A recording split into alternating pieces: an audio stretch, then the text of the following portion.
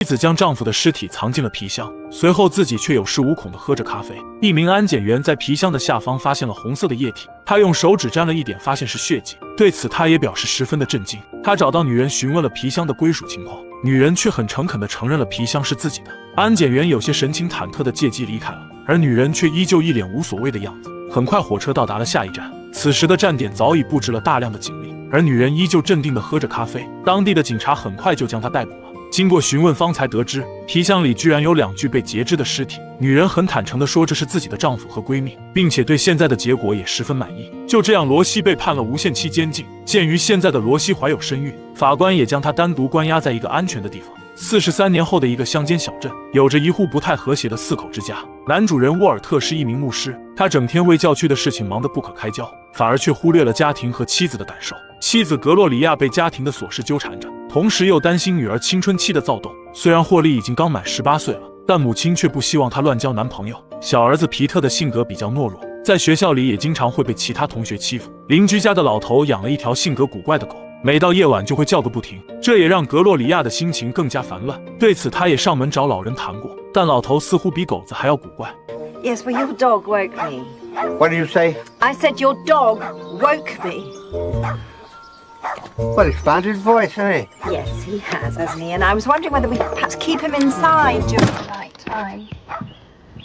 格洛里亚有一个高尔夫球教练，由于长期的孤独感，致使两人也暗生情愫。不久后，家中收到一个古怪的行李箱，一名叫格雷斯的管家也应邀而来。霍利似乎对这个行李箱十分好奇，格雷斯告诉他这里装着自己一生的记忆。一家人也齐心协力将箱子搬到了楼上。就这样，一个4口之家又多了一位慈祥的老人。晚间的格洛里亚被狗叫折磨得心烦意乱，他诅咒着那只狗子应该被石头砸死。就在这时，格雷斯却出现在了他的身后，他是来向格洛里亚表示感谢的。两人寒暄过后，格雷斯就离开了。由于隔壁的狗依旧叫个不停，直到很晚，格洛里亚也不能安然入睡。但很快他就发现烦人的狗叫突然消失了。第二天一早，隔壁的老头也比较疑惑，自己家的狗子就这样无缘无故的消失了。格洛里亚也破天荒的睡了个好觉，直到格雷斯叫他起床，他才发现居然已经10点多了。格雷斯将早餐做得无比丰盛，一家人的生活似乎也发生了微妙的变化。不久后，小镇上举办了一次足球比赛，牧师也被委以重任。初次守门的牧师不免有些紧张，直到全场比分为6比0，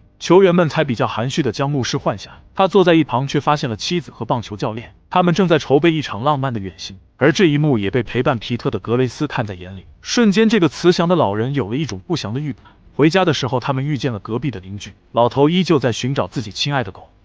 Oh dear, oh dear. Never mind. Best night's sleep I've had in a long time. Every cloud is a silver lining. Clara?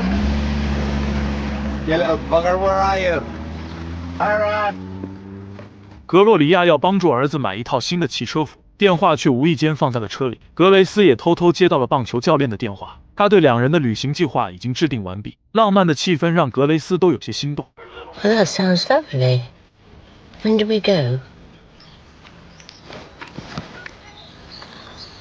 格洛里亚回来的时候有些沮丧，因为儿子被欺负，他的同学吓坏了，这也让慈祥的格雷斯有些难过。于是第二天，格雷斯就负责接送皮特。他偷偷的来到了孩子们的停车场。格雷斯从手提袋中拿出了一把钳子，在查看四下无人以后，他偷偷的剪断了坏同学的刹车线。很快皮特就放学了，但这些坏同学依旧欺负着皮特。格雷斯见状，急忙将皮特拉到了身边，随后就带着皮特一路步行回家。在路过一个下坡的时候，格雷斯让皮特说一个自己喜欢的词语，随后让他闭上眼睛，静静的等待。等到格雷斯让他睁眼的时候，几个欺负自己的同学已经到达这里。等到他们发现没有刹车，已经为时已晚。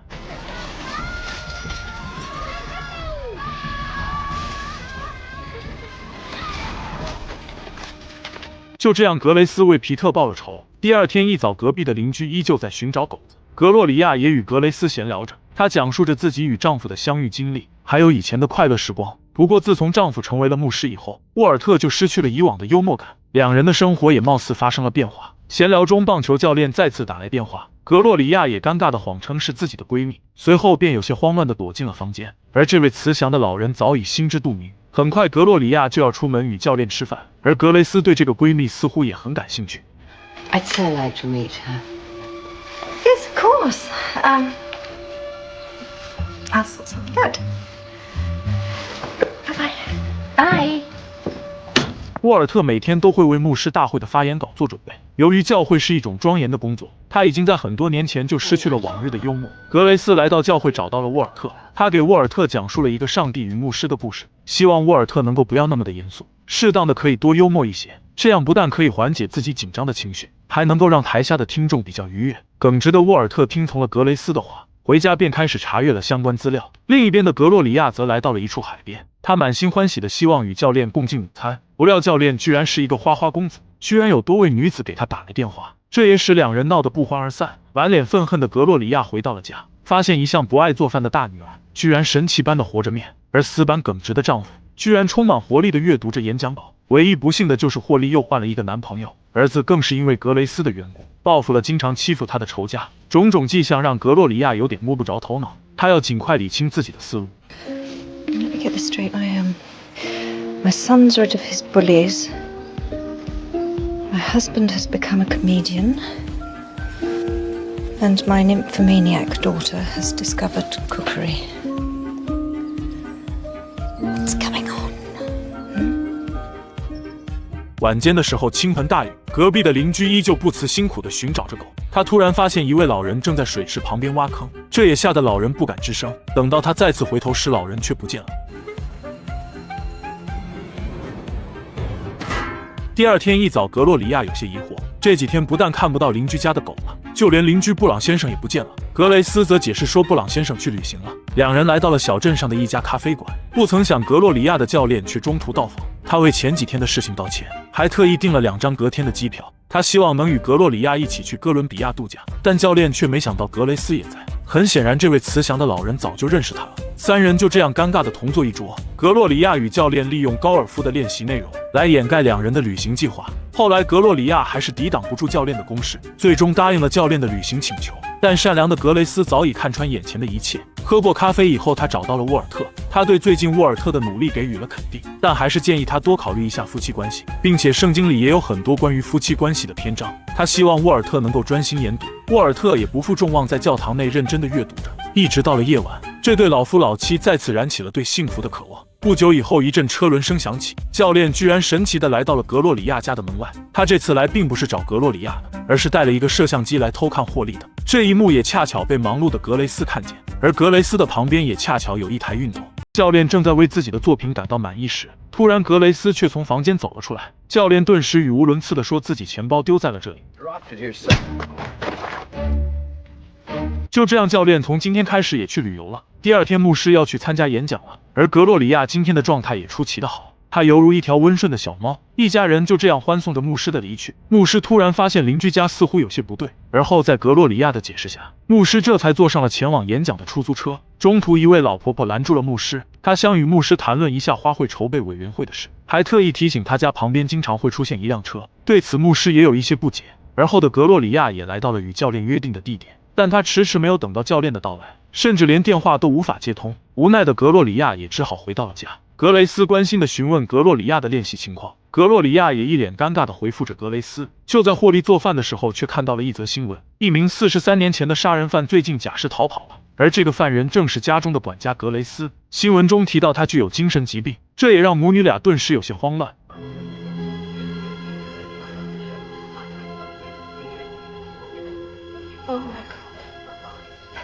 而此时的牧师也到达了演讲地点，他要为自己的演讲做足准备。霍利有些心急的想要知道格雷斯的皮箱里究竟装了什么，命不过女儿的母亲也只好为他打掩护。就在霍利准备打开皮箱的一刹那，格雷斯却突然呼唤着这对母女，母女俩急中生智躲进了床底下。万分紧急的情况下，母亲给教练打去了电话。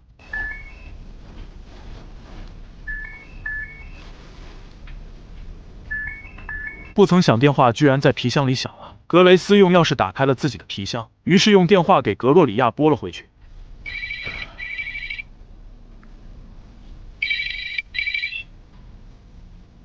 Hello?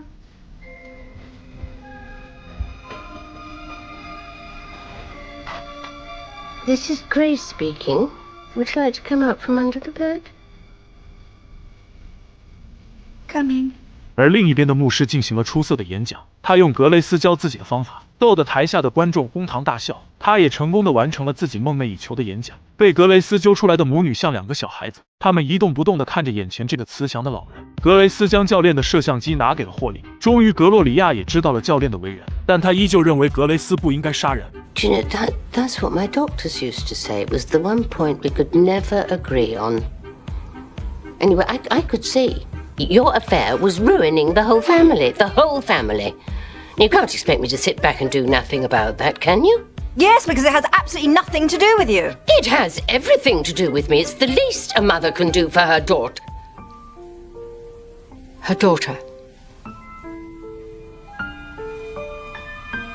That's something else we need to have a little chat about.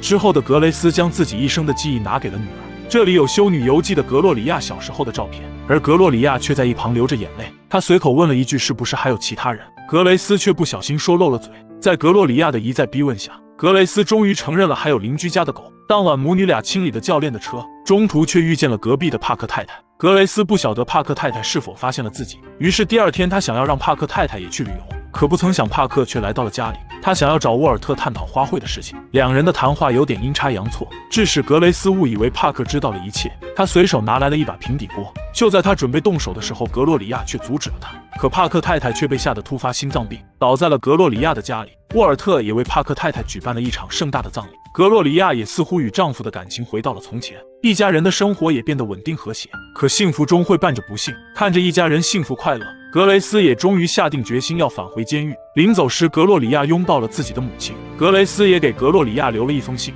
My dearest Gloria, it was a slice of heaven to finally meet you, my dear. You have made a mad old woman a very happy mad old woman. I'll miss you and your beautiful family, but I'll be visiting. Just you try and stop me. Love to you all, Mother. 从这以后，一家人都重新回到了正轨。霍利找到了一个非常漂亮的正经男朋友，皮特在学校里也变得很好，他变成了一个很有自信的小男子汉。沃尔特从牧师转变成了喜剧演员，每次演讲的时候，台下的观众都会被他逗得开怀大笑。一家人的生活也变得越发完美。不久后，两个环保工作人员找到了沃尔特，因为他家水池的水床上长了大量的水藻，这不仅仅会影响到格洛里亚一家，还会影响到整个小镇的绿化环境。两个工作人员也希望将水池填平，但格洛里亚永远都不会让他们这样做。虽然水池偶尔会出现打嗝的现象，但所有打水池主意的人们都聚集到了这里。当然，这并不是一部讲述杀人的故事，而是讲述关于家庭的温情喜剧。格雷斯的到来不单单只是带来几具尸体，整个家庭的生活都在他的影响下发生了改变。木讷的牧师学会了在演讲中加入笑话，同时也学会了疼爱自己的妻子。一度陷入冷战的夫妻最终也变得水乳交融，胆小懦弱的孙子最终变得坚强，乱交男朋友的孙女也找到了老实稳重的男友。快乐其实很简单，我们只需要上帝的一点点恩赐。